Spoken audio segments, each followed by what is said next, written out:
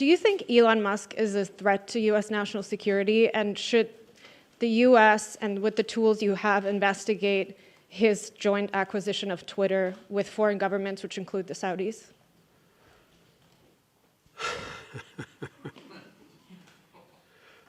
I think that Elon Musk's cooperation and/or technical relationships with other countries is worthy of being looked at. Whether or not he is doing anything inappropriate, I'm not suggesting that. I'm suggesting that it's worth being looked at. But that's all I'll say.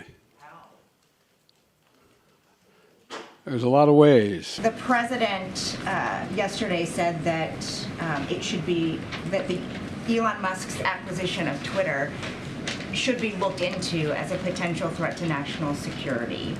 Can you offer anything about why? And he also said there are many ways to look into that. How would you look into that? Well, you heard the president yesterday, and the CFIUS process is the normal process through which transactions that might have a national security nexus get reviewed, and I will defer to the CFIUS process rather than comment on it further from this podium. Yeah.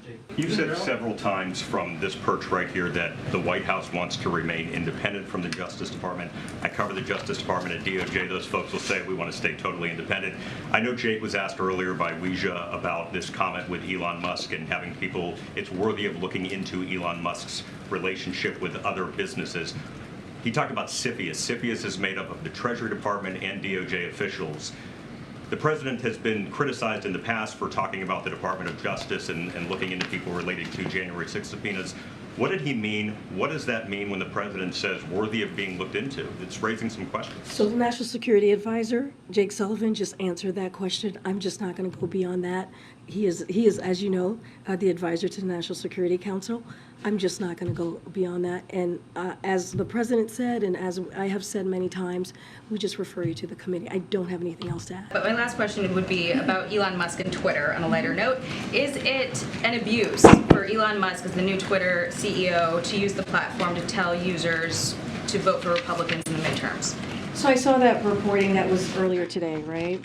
You know, look, I'm limited to what I can say about elections from the podium, but broadly speaking, I can say that every eligible American has the right to make their voices heard in this year's election. That is their right to do. And the president has often spoken about the importance of voting, and I'm just going to leave it there as to not get involved in any kind of election conversation. Go ahead.